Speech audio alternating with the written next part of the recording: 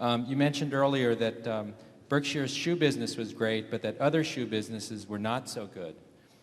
What are the uncertainties of the global brand leaders that the Berkshire seems to like? They like Coke and Gillette. The global brand leaders in the shoe business being Nike and Reebok. What are their uncertainties in terms of long-term competitive advantage, business economics, consumer behavior, and the other risk factors that you mentioned in the annual report this year? Thank you. So you're really asking about the future prospects of Nike and Reebok?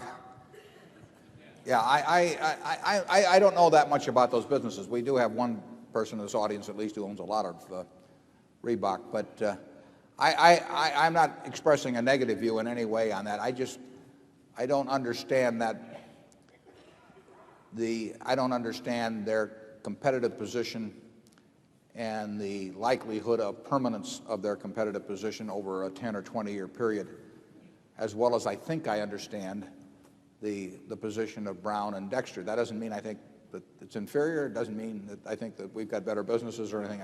I think we've got very good businesses, but I haven't done the work, and I'm not sure if I did the work I would understand them. I think they are harder to understand, frankly, and to develop a fix on than our kinds. But they may be easier for other people who just have a better insight into that kind of business.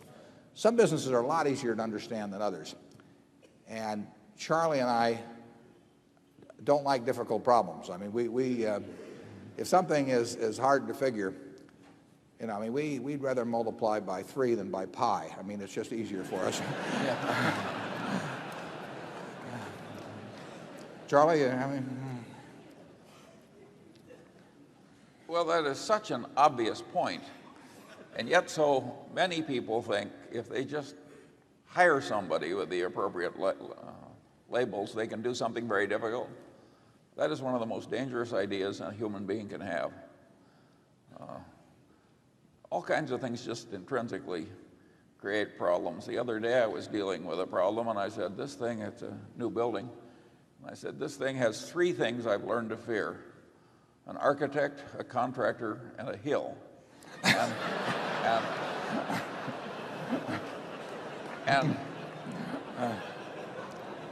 if you go at life like that, I think you at least make fewer mistakes than people who think they can do anything by just hiring somebody with a label.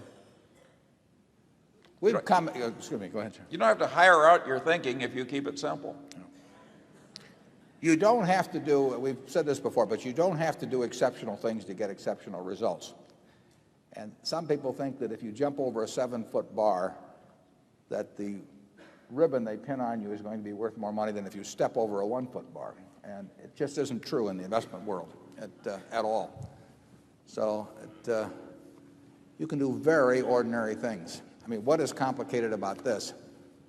But, you know, we're $3 billion pre-tax better off than we were a few years ago because of it.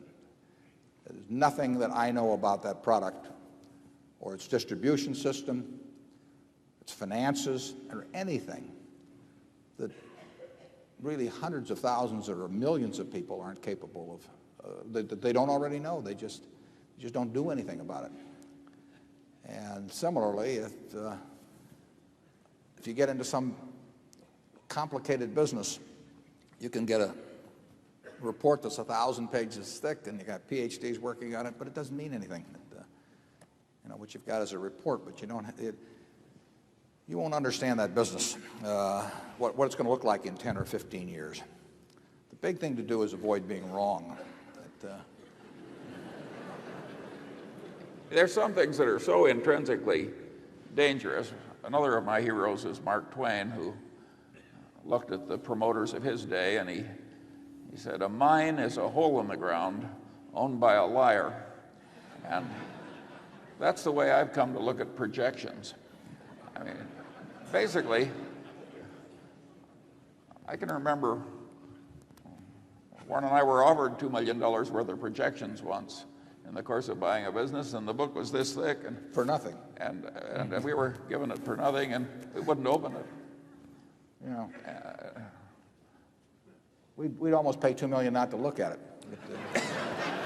It's ridiculous. I do not understand why any buyer of a business looks at a bunch of projections put together by a seller or his agent. Or his agent.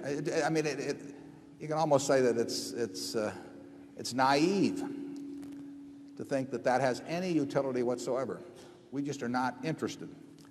If we don't have some idea ourselves of what we think the future is, to sit there and listen to some other guy who's trying to sell us the business or get a commission on it tell us what the future is going to be, like I say, it's very naive. Yeah, and 5 years out. Yeah. We had a line in the report one time, don't ask the barber whether you need a haircut. And it's quite applicable to projections by sellers of businesses.